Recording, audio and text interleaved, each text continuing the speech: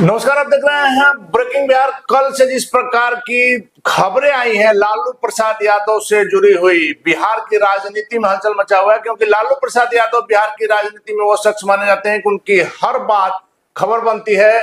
और चुनाव के पहले जिस प्रकार से लालू परिवार में जो घमासान नजर आ रहा है, क्या कुछ सेहत पर असर पड़ेगा राजद के महागठबंधन के, इन तमाम विषयों पर बात करेंगे। हमारे साथ बीजेपी नेता और डॉक्टर सत्य प्रकाश तिवारी जी है। सर, सबसे पहले जानना चाहेंगे कि तेज प्रताप वाला प्रकरण आप देख रहे हैं, लगातार चल रहा है सर, क्या मानिएगा सर, क्या कहिएगा इस पर? देखिए, ये बड़ी ही विचित्र स्थिति है और ये लालू जी के परिवार की दशा को चित्रित कर रही है। दो तीन पक्ष आप देख सकते हैं कि एक तो भाई तेज प्रताप जी ने एक पोस्ट शेयर की और फिर कहा कि मेरा अकाउंट हैक हो गया, लेकिन वो कहीं पुलिस के पास नहीं गए, साइबर क्राइम में नहीं गए कि मेरा हैक हुआ, आपको साइबर थाना में कंप्लेन करना था। दूसरा पॉइंट है कि अगर उनके अनुसार ये हैक होके हुआ है तो भाई परिवार को तो सच्चाई मालूम होगी, तो लालू जी ने त्वरित कार्रवाई करते हुए उनके परिवार से और पार्टी से क्यों बेदखल किया।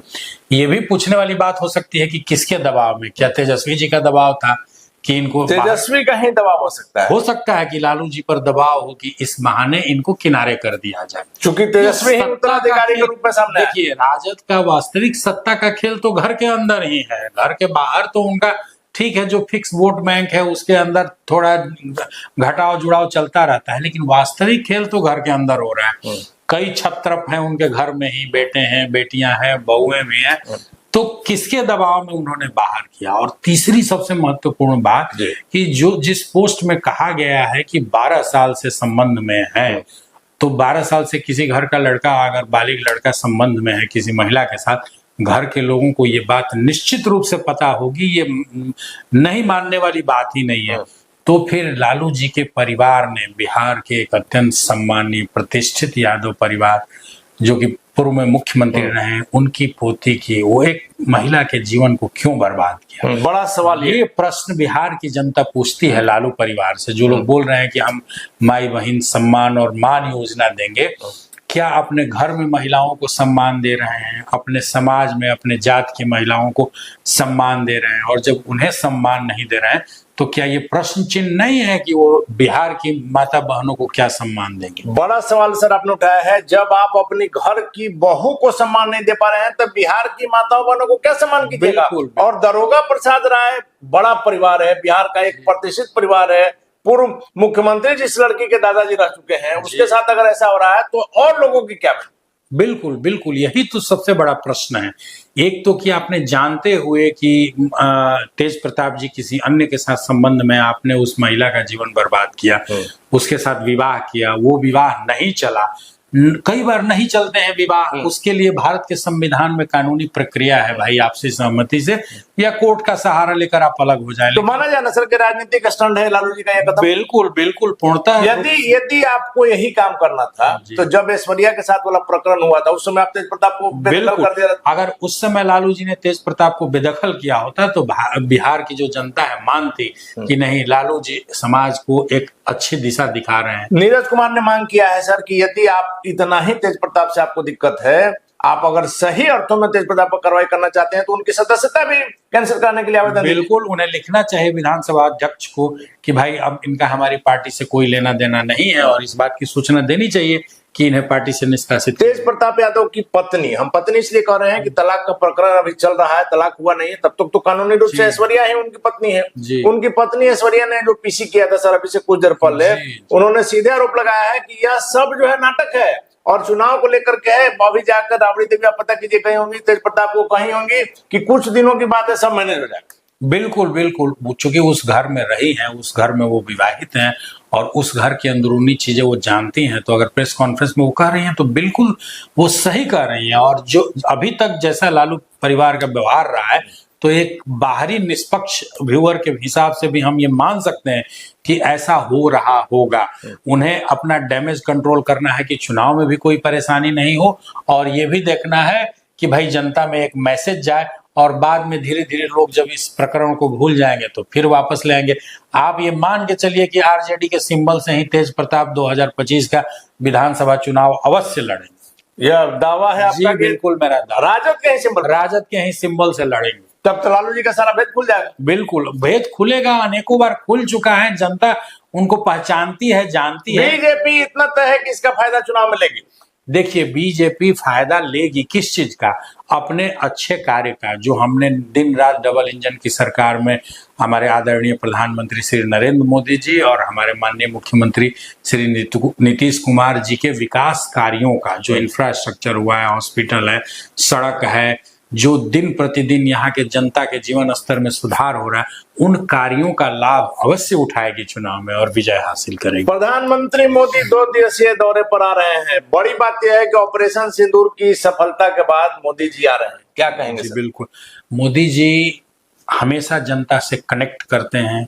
मोदी जी देश के एक एक, चाहे वो आप कश्मीर ले लीजिए, कन्याकुमारी लीजिए, नॉर्थ ईस्ट के राज्य लीजिए या राजस्थान हो, वो बॉर्डर पर भी हो के आए। उधमपुर एयरबेस पर गए, फिर बीकानेर गए, जवानों का हौसला बढ़ाया जी, जो कि पाकिस्तान के बॉर्डर से बिल्कुल सटा हुआ है।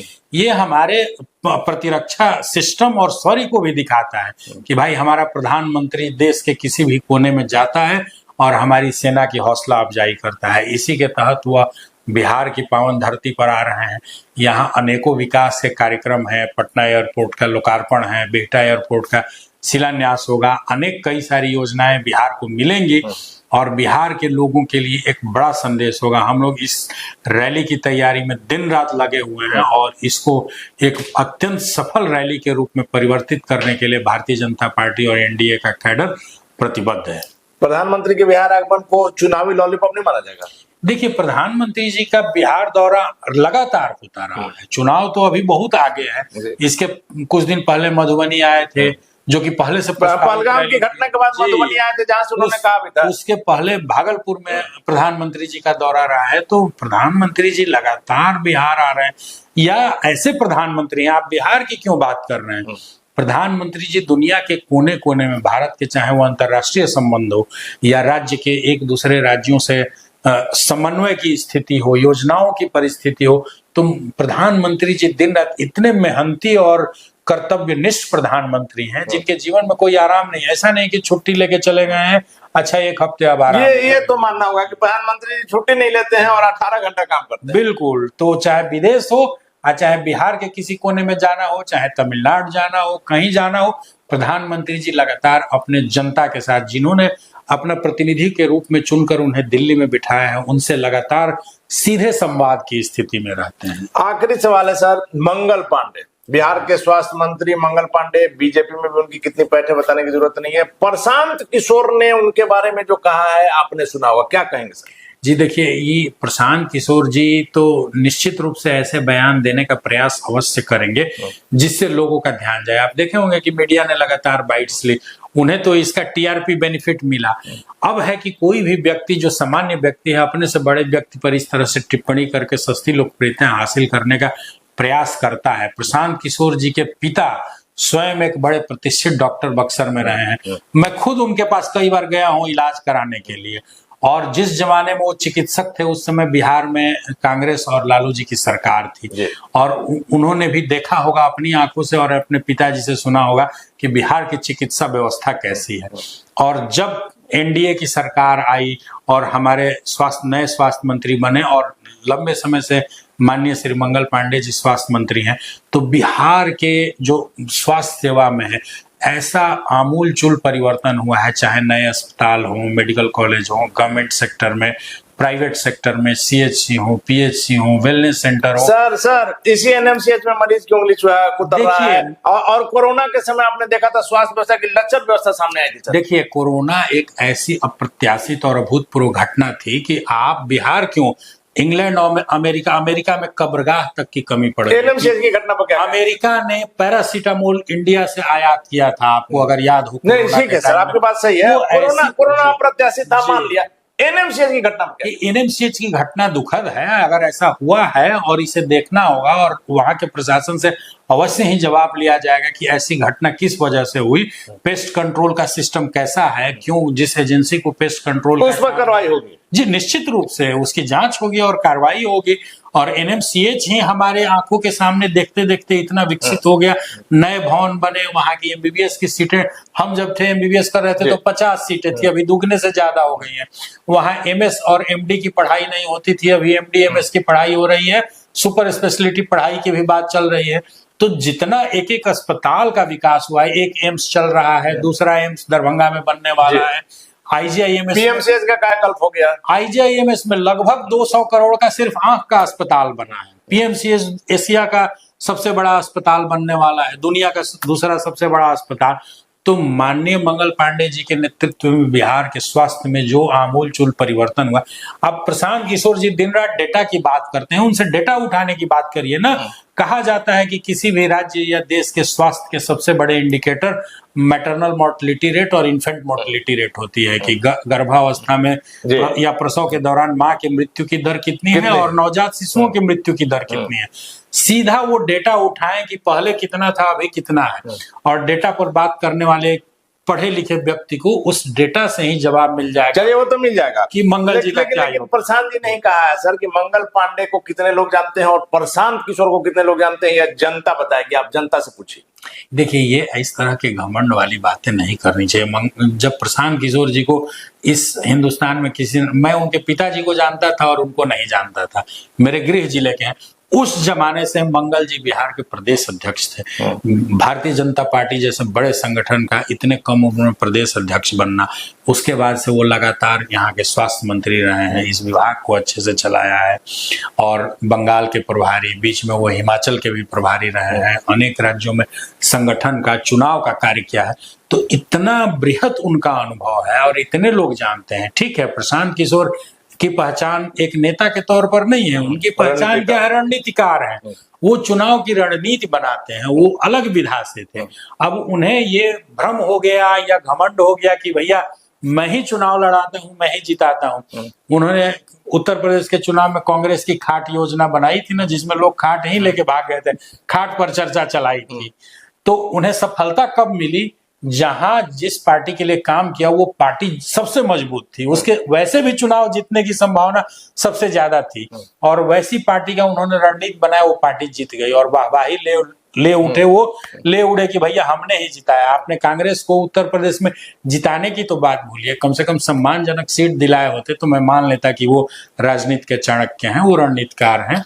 चलिए, तो प्रशांत किशोर पर तीखा हमला डॉक्टर सत्य प्रकाश तिवारी का है, और इनका सीधे तौर पर कहना है कि मंगल पांडे के नेतृत्व में खास करके स्वास्थ्य व्यवस्था के क्षेत्र में बिहार में बहुत बड़ा परिवर्तन हुआ है। इन्होंने पूरा आंकड़ा गिनाया प्रशांत किशोर के लोगों से, उनके प्रवक्ताओं से भी इसका खंडन करेंगे। और सबसे महत्वपूर्ण बात है कि जो तेज प्रताप यादव की जो चर्चा चल रही है, लालू प्रसाद यादव, कहा जा रहा है कि उनकी फैमिली संकट में है। डॉक्टर सत्य प्रकाश तिवारी का दावा है कि यह सारा प्रकरण जो है जानबूझ करके लालू द्वारा क्रिएट किया गया है, और इनका दावा है कि तेज प्रताप यादव इसी बिहार विधानसभा का जो 2025 में चुनाव है, इसमें राजद के ही सिंबल पर चुनाव लड़ेंगे। बड़ा दावा है, और इस दावे की सत्यता तो वक्त बताएगा। फिलहाल बने रहे ब्रेकिंग न्यूज।